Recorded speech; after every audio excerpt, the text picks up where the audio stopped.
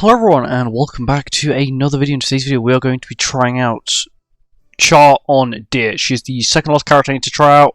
This is the last. Do you know what I mean? So I have to try with Char, and then that's Char done. Done Beru, then all I got to do then is Sung Jin on here, and then that is it. Then I'll have a full overview of how they've done, basically. At least how I think they've done, how they've performed, and I guess really the results of that. You know, are they good, are they bad, what does it end up being? But yeah.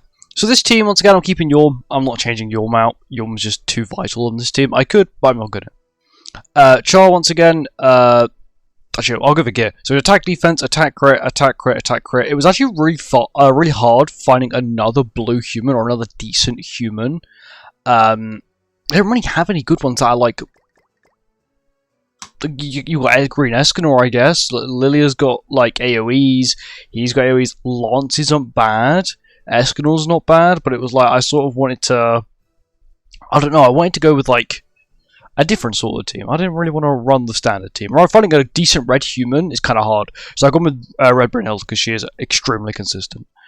Card set, we got the increased allies base stats by 10%, and the bottom bit doesn't really matter because it's not going to work. So it's only when the food poisoning buff debuff is active, which is only active in Rat, which this is not Rat. Once again, card set, gear. She's not actually running engraved gear, but shouldn't really matter, to be honest. I've given Roxy link. I've given my link to Roxy because I want to see what Roxy's damage can do.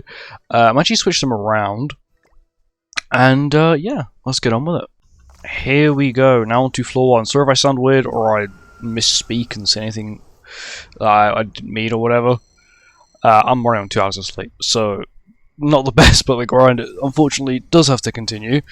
Here we go. So this is Char's final demonic beast. Going to test her on. I'm hoping the damage is going to be okay. I'll play this. Roxy's AoE is probably going to be really strong here. I don't think this phase has a damage cap. At least not to my knowledge. That's decent damage. It's definitely no damage cap number.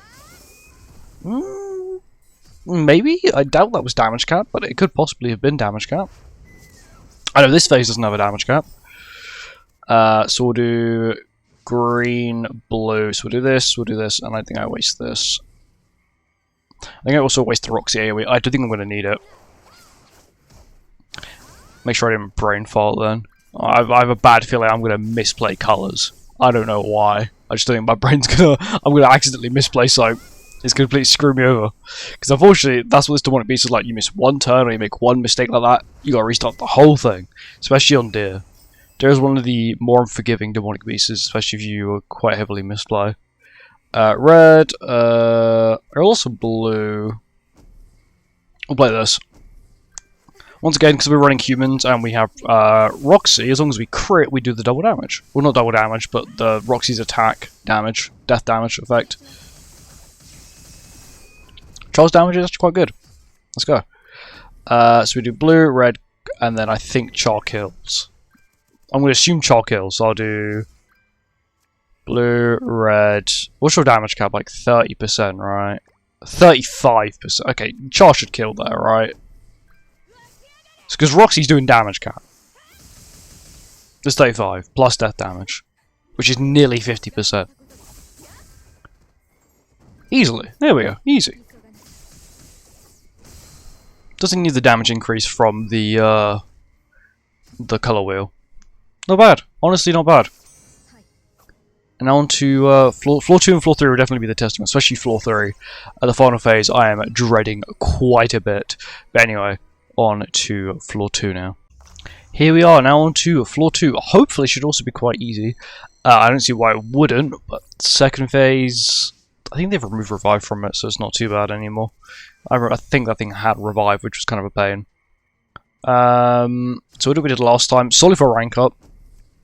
Also, it keeps me a steady number of the same attribute of skills. I sort of use one of each, so I don't have too much of one. You know, if I didn't use an extra blue, I'd have way too many blue skills. Not bad, okay. Roxy should end up getting the kill here, which is fine. Her skill is now ranked up. There we go. Also, I realized I could have used red Roxy instead of blue and run a different blue character. But I didn't think of that at the time. Because red Roxy has 2 single targets as well, which isn't bad. Unfortunately, they're not both DPS skills. Let's go blue. Then it's red, so blue, red, green, blue. This is what I'm scared I'm going to misplace the colour wheel. I never normally have 2 blue carrots, I normally have 2 green, so I can do a green to green cycle. Which is why this is just slightly off-putting for me. There we go, Charles damage. Not bad. That is damage cap, so and did the additional damage because of Roxy's attack, Roxy's passive. So do red, and then we can do green, and we do blue again. Yeah, and Char also evades that as well, which is good because that means she gets another stack, and it means I don't have to play a skill to get an additional stack. So we go red, then we go green, then we go blue, then it'll go back to red. So I'll just play level 1 just in case. I don't think I'm going to need it. Yeah, because that does a lot. Especially with Roxy's secondary hit as well. You don't realize how impactful it is. Char gets the kill here. Yeah, there's no second. Okay, maybe they removed the revive. I don't know. I don't farm. After I maxed out all my deer relics, or after I got all my deer relics, I stopped playing this very often. Unless, of course, I started recording a video. I still need to farm deer floor 4, but I'll do that after I've maxed out my bird relics, because that just seems like an absolute pain to do. Lots of Roxy skills, and lots of Char skills. I need to keep that on. I'll use this instead. I'm actually able to land the kill here. This thing does have a lot of health now, but my team can also do a lot of damage. Roxy's level 2. Bear in mind, that's without the buff. That's really good damage. There we go. Brynhild's also doing a lot of good damage as well. That's a weak point skill. I don't even need weak point. She's that strong. We'll start with blue like we always do. So we'll go blue, red, green, blue. There we go. It's also very odd to see Brynhild be... I've never really used the red Brynhild, of course, until this one got the LR. So it's still kind of odd seeing her skills. I always assume she's green. There you go. Honestly, not bad. This team's pretty good. Honestly, I don't think it's going to beat the Unknown team solely because it's got so much synergy. And I feel like synergy is probably quite key when it comes to content like this. But now we are on to floor 3, which will be the true ultimate test of how good Char is on this demonic beast. Here we go, now on to floor 3. Should be quite easy. The final phase is why I'm slightly scared of. We do have Roxy's death damage, which is quite handy, but it's still going to be a slight pain to deal with. Maybe, just maybe, it should be... I bet it is easy. I don't want to have to sit through pain on this demonic beast. This demonic beast is one of those demonic beasts where it's just not fun to play, especially if you get to the point where you get screwed over with RNG, whether it be through the colour wheel or just general card RNG, it's not fun. Brynhild's damage is really impressive. Honestly, it's becoming more of a Brynhild showcase. Roxy won't be able to kill, but do a lot at least. Okay, she can kill. Fair enough, honestly. Fair enough, that's really good damage. Roxy's missing a human. She's missing her debuffs. Charizard's also missing a human as well. So we'll do... blue, red, green, blue. That's not bad. I think that may actually be damage cap. So 282. It is damage cap. That's not bad for a level 2 skill without the effect. Or level 1 skill, I don't actually remember what that was. And then Roxy ends up getting the kill. Not bad. We can actually speedrun probably through the first 3 phases pretty quick. It's just the final phase which is going to be a slight pain.